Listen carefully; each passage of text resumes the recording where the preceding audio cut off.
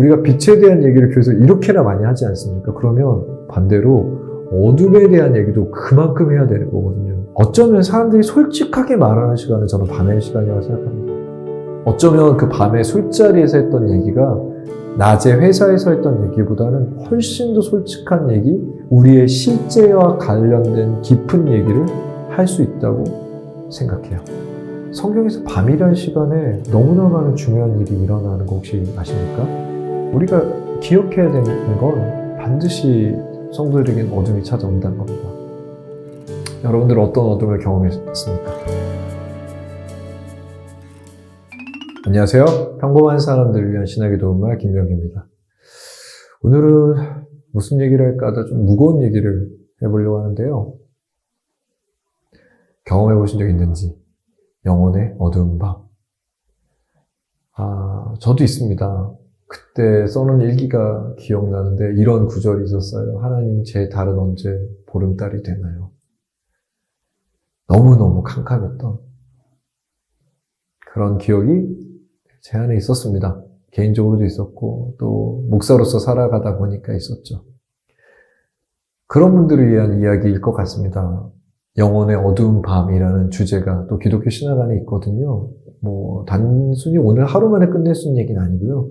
몇 번에 걸쳐서 기회 될 때마다 수많은 사람들이 그 밤을 보내면 했던 이야기들, 또 그 밤을 어떻게 보내야 되는지에 대한 이야기들, 또 그 밤의 의미가 뭔지에 대한 이야기들이 있는데요. 제가 차근차근히 하나씩 기회 되는 대로 나눠드리고 싶습니다. 먼저 이런 얘기를 해보죠. 어둠이 악한 것일까요? 교회는 항상 어둠을 악한 것이라고 생각하려고 했죠. 제가 교회라고 했지 않습니까? 성경이 아니라 교회예요. 어둠은 보통 죄, 무지, 영적인 무분별, 죽음 이런 것과 관련이 됐고 성도들의 기도는 그래서 어둠에서 우리를 구해 주십시오. 이런 기도문이 많았죠. 그런데 우리가 기억해야 되는 건 반드시 성도들에게는 어둠이 찾아온다는 겁니다. 여러분들 어떤 어둠을 경험했습니까? 저도 비슷한데요. 실직 상태? 갑자기 열심히 일을 했는데 직업이 없어지는 느낌? 그리고 경제적 어려움도 있었고요. 그 다음에 아이들이 너무 아팠던 적도 있었죠. 그리고 와이프랑 관계에 있어서 아내와의 관계에서도 어려움이 분명히 있었습니다. 자, 바로 이 상태에서 시작을 해봅시다. 먼저 이런 질문을 드릴게요. 왜 우리는, 교회는 어둠을 악으로만 인식할까요? 이게 너무 이분법적 사고가 아닐까 생각해 보십시오. 그러니까 선과 악, 육과 영, 빛과 어둠 이렇게 딱 나눠서 성경은 말하고 있지 않거든요. 아십니까? 성경에 하나님이 어둠 가운데 있다는 걸 말하는 부분이 많거든요. 나는 빛을 만들었지만 또한 어둠도 만들었다. 분명히 얘기하시거든요. 그런데 우리는 계속 어두운 걸 피하라고만 배웠어요. 교회에서. 저한테 어렸을 때 어두운 곳은 오락실? 좀 지나니까 PC방?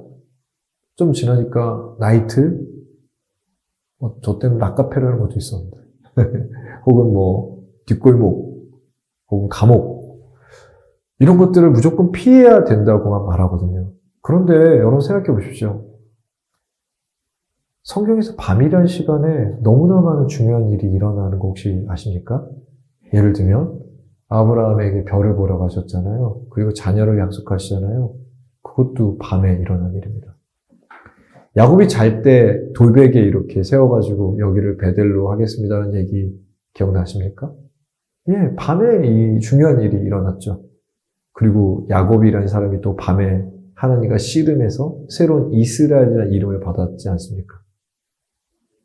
아무것도 없었던 시간입니다. 그러니까 진짜 밤이기도 했지만 그게 물리적 시간의 밤이기도 했지만 이 사람들에게는 그냥 진짜 밤이거든요. 아브라함 생각해 볼까요? 하나님이 아들 주신다고 해서 따라 나왔는데 아들 안 생긴 지 꽤 오래됐지 않습니까? 내가 과연 제대로 된 삶을 살아가고 있는가? 내 신앙에 문제가 없는가? 그냥 우리가 생각하는 보통 그 영혼의 밤이거든요. 야곱도 마찬가지입니다. 갑자기 따뜻했던 부모 집을 떠나서 이제 살아가야 되는데 어떻게 살아갈지 모르겠잖아요. 정말 밤의 시간이지 않습니까? 가족들 다 보내고 재산 다 보내고 이제 애설한 사람이 자기한테 다가오고 만나야 되는데 다음날 일어날 일에 대한 두려움, 그것도 밤이지 않습니까? 제가 드리고 싶은 말은 어둠도 하나님이 함께 하신다는 뜻, 하나님이 함께 하신다는 표시였다. 시간이었다. 이렇게 말한다는 거죠. 좀만 더 생각해 볼까요? 성경에 이런 얘기 있지 않습니까? 하나님을 직면하면 죽는다. 하나님을 보면 죽는다.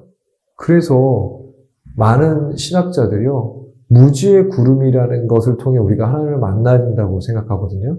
제가 그걸 한번 인용해 드릴게요. 당신이 아무리 애를 써도 당신과 하나님 사이에는 늘 어둠과 구름이 있다. 이 어둠 때문에 이성이라는 지식의 빛으로 그분을 똑똑히 보지 못하고 그분의 사랑을 온전히 체험하지 못한다.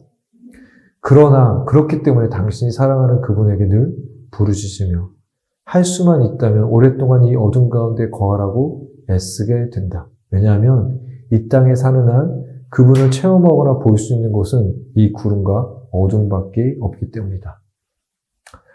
어쩌면 사람들이 솔직하게 말하는 시간은 저는 밤의 시간이라고 생각합니다.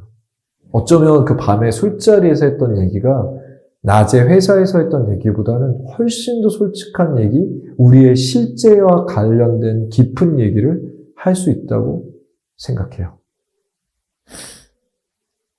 과연 빛은 좋기만 한 걸까요? 제가 그랬지 않습니까? 아까 전에. 어둠도 밤도 주께서 만드셨다고요. 이사야서 말씀인데요. 한번 읽어드릴까요? 이는 나밖에 다른 신이 없음을 해 뜨는 곳에서 해 지는 곳에까지 알리려는 것이다. 나는 야훼다. 누가 또 있느냐? 빛을 만든 것도 나요. 어둠을 지은 것도 나다. 행복을 주는 것도 나요. 불행을 조장하는 것도 나다. 이 모든 일을 나 야훼가 하였다. 자, 공동번역 성경을 제가 가져왔는데 이사야서 말씀입니다. 빛은 과연 좋기만 한 것이냐? 아니요. 성경은 빛과 어둠을 하나님이 다 만드셨대요. 그럼 빛의 나쁜 점 생각해 볼까요? 빛은 뭡니까? 예수께서 그런 얘기하죠. 빛은 일하는 시간이에요. 그렇기 때문에 빛은 쉬지를 못해요. 어떻게 일하면서 하나님과 교제할 수 있겠습니까? 자, 빛이 있을 땐 일해야 된다고 하셨잖아요. 그러면 주님과 깊은 교제하기 위해선 어둠이 필요하지 않을까? 보통 영혼의 어두운 시간을 보내는 사람들은 마음마저도 어두운 감정으로 채워집니다. 그걸 보통 우울이라고 하죠. 그런데 기독교인들이 어둠이 나쁘다, 무조건 안 좋다고 돼서 이 우울을 숨기거나 혹은 어떻게든 이 우울을 벗어나려고 해요. 유진 피터스는 바로 이 부분이 위험하다고 합니다. 현실의 뿌리박은 영성이라는 책에서 이렇게 말해요. 현대인들의 문제는 슬픔을 끝없이 피하려고 하는 것이다. 그렇기 때문에 슬픔이 쌓인다는 거죠. 제가 어떤 소설가의 글을 읽었는데 이런 얘기를 하더라고요. 표현되지 않은 감정은 사라지지 않는다. 자, 슬픔이 왔어요. 그럼 말해야 돼요. 나 슬퍼요. 나 지금 되게 슬퍼요. 그런데 교회에서 그 말을 하면 어떻게 됩니까? 에이, 이분 어둡네. 이분 믿음이 없네. 아니, 왜 슬퍼요? 하나님 계시는데. 자, 슬픈 것도 힘든데 내 어둠을 얘기했더니 더 슬퍼지게 되잖아요.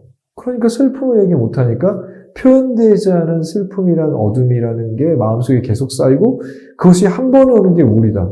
즉, 교회가 애도하는 법을 가르쳐줘야 된다. 유진 피터스는 그런 얘기를 합니다.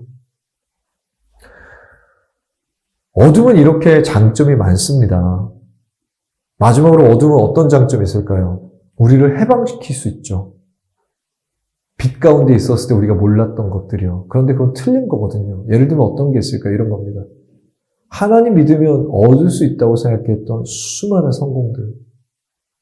하나님을 따르기 위해 노력했던 수많은 신앙의 행위들. 그리고 하나님을 내 뜻대로 만들려고 했던, 조정하려고 했던 내가 가지고 있는 수많은 전략과 전술. 내가 이렇게 하면 하나님이 이런 복을 주실 거야. 그리고 조금의 어둠도 없애야 되기 때문에, 의심을 없애야 되기 때문에 만들었던 수많은 전략들. 우리가 그렇게 신앙생활 할 수 있다고 생각하거든요. 그 길대로 가면 예수님과 동행할 수 있다고 생각하거든요. 그래서 바바라 브라운 텔러는 이런 얘기를 해요. 우리는 이미 가는 길을 알고 있다고 생각하기 때문에 가끔씩 하나님은 불을 끄신다. 그래야 주님의 손을 붙잡을 수 있기 때문이다. 영혼의 어둠이라는 시간에 대해서 오늘 처음으로 얘기했는데요. 저는 이걸 절대로 한 번에 다 얘기할 수 있는 주제는 아니라고 생각합니다. 왜냐하면 우리가 빛에 대한 얘기를 교회에서 이렇게나 많이 하지 않습니까? 그러면 반대로 어둠에 대한 얘기도 그만큼 해야 되는 거거든요. 왜냐하면 하나님은 빛과 어둠, 아침과 밤을 만드신 분이시거든요. 자, 오늘 처음으로 영혼의 어두운 시간에 대해서 얘기했는데요. 오늘 이 방송을 다 들으신 분들 중에 혹시 그런 시간을 보내고 있다 생각하신 분이 있다면, 우리 삶에서 빛만을 만드신 게 아니다. 하나님 분명히 어둠도 만드셨고, 그 어두운 시간 가운데 우리는 삶의 불이 꺼지고, 내가 믿었던 그 모든 조명들이 다 꺼지고, 그 캄캄한 가운데 우리 예수의 손을 분명히 잡을 수도 있을 것 같다. 이 생각에 대해서 한번 고민해 보시면 좋겠습니다. 자, 늘 부탁드린 것처럼 구독과 좋아요, 많은 친구들에게 이걸 꼭 들어야 된다, 이걸 들으면 좋다, 이런 설득 부탁드리고요. 돌아오는 하루 또 누군가에 도움이 되는 여러분이 되시기를 진심으로 기대합니다. 안녕히 계십시오.